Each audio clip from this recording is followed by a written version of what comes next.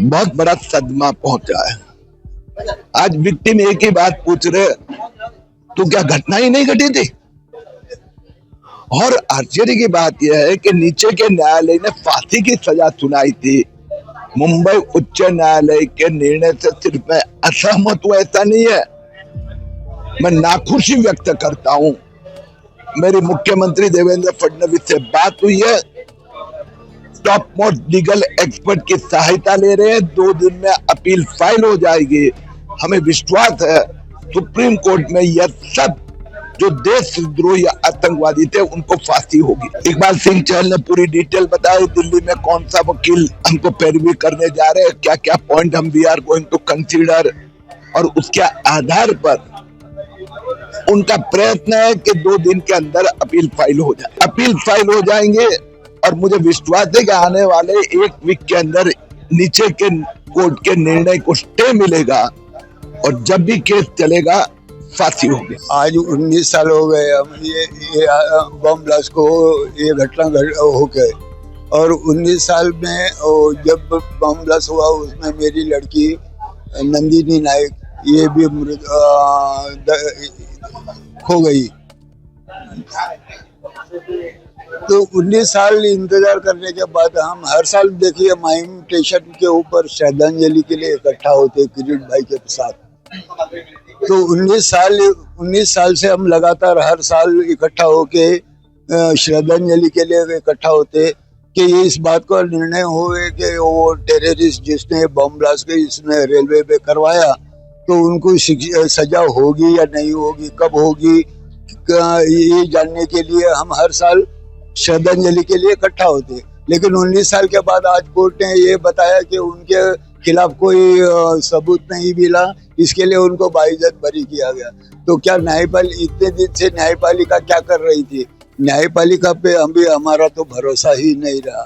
यही चाहिए ना, सुप्रीम कोर्ट में जाना चाहिए। जब जो चीज जो घटना हुई है वो एक दो की घटना, 1-2 की आदमी की नहीं, इंसानों की नहीं हुई। 200 आदमी तो इसमें मृतक मर गए, 1000 के तादाद के ऊपर लोग जख्मी हो गए। इनको सब लेके क्या सरकार भूल गई या हम लोग खुद मरने वाले के या जख्मी के लोग भूल गए क्या? तो सबूतों की आबद में तो ट्रेन में जो ब्लास्ट हो गया वो अपने आप हो गया क्या? किसी ने तो किया ना, तो किया है तो उसको तुमने आपने जेल में उसको बंद कर दिया सजा के लिए। नंदिनी ग्रेजुएट हुई थी, देखो एक ग्रेजुएट का फोटो है जब उसको ग्रेजुएशन हो गया। वो बैंक में काम करती थी, बैंक मैनेजर के असिस्टेंट में मैनेजर के पोस्ट में थी, लेकिन घर पे आने के लिए बोरीवली स्टेशन पे खड़ी थी, तब ये हादसा हो गया कुछ 5:30 बजे। उस वक्त मैं तो बम्बई में नहीं था, मैं तो गोवा से लौट रहा था। 9 बजे मुझे खबर मिली कि मुंबई में ट्रेन में बम ब्लास्ट हो गया और ऐसा हादसा हो गया, लेकिन मेरे पास कोई फोन भी नहीं था। तो सारी रात में हम लोग सोचते रहे क्या हुआ क्या नहीं। मेरे को डर भी लगा कि मेरी बेटी भी काम पे जाती है, ट्रेन में सफर करती है, तो उसके बारे में मालूमात नहीं हुआ। जब सुबह मैं घर पे पहुंचा तो मेरे भाई ने बताया कि मेरी बेटी भी उसके अंदर हादसे में हो गए। वो बोरीवली स्टेशन पे थी, लोगों के पैरों तले कुचल के जब ब्लास्ट हो गया तो घबरा के मारे उछल गई वो और भगदौड़ मच गई। वो भगदौड़ के नीचे पैर के नीचे लोगों के पैर के नीचे तले आके वो दब के मरे हो गए।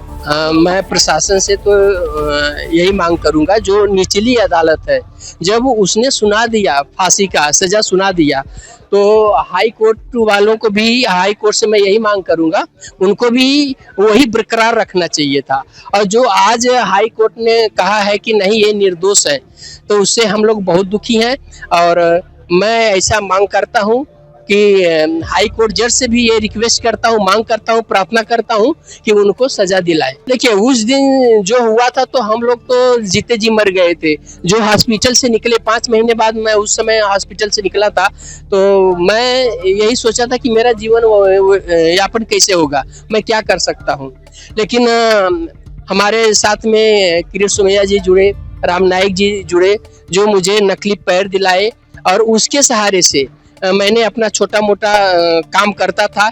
इसके बाद में सबसे बहुत बड़ी कृपा हुई राम नाईक जी की, किरीट सोमैया जी की, कि जो हम लोगों को कोर्ट से, हाई कोर्ट से लड़ करके रेलवे में जॉब दिलाने का काम किया है। जो सुबह हम निकले तो मुझे मालूम थोड़ी था कि हाँ ये बम ब्लास्ट होगा। हम लोग तो अपने कामचेरिया देने लग गए। जब वहाँ से छूटते हैं, इसके बाद अपने घर के लिए जाते हैं, ट्रेन पकड़ते हैं, 6:15 बजे ये ब्लास्ट होता है।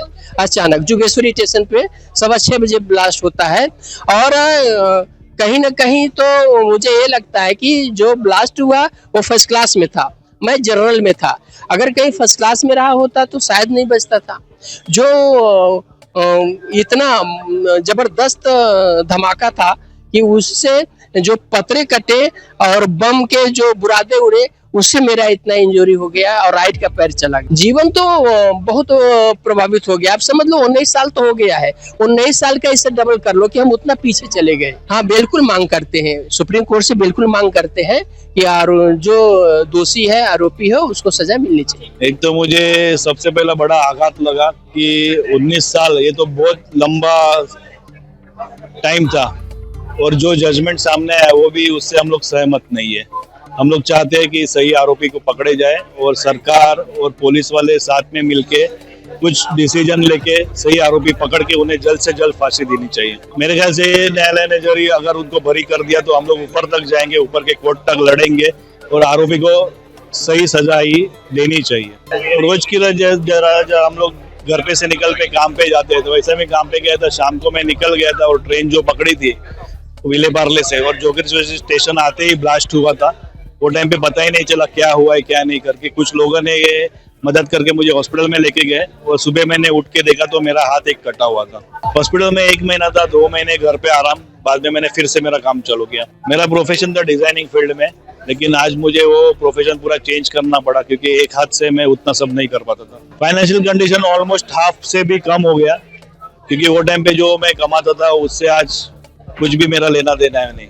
आज मैं गवर्नमेंट सर्वेंट हूँ तो मुझे एकदम छोटी इनकम मिलती है, उसमें ही। सरकार से मांग यही कर रहे हैं कि इसका अगर ये कोर्ट ने इनको बली कर दिया तो ऊपर के कोर्ट तक हम लोग जाएंगे और हमें सही न्याय मिलना चाहिए। पुलिस यंत्रणा और सरकार साथ में कमेटी नेम के इसके ऊपर कुछ भी एक्शन लेके सही निर्णय सामने आना चाहिए।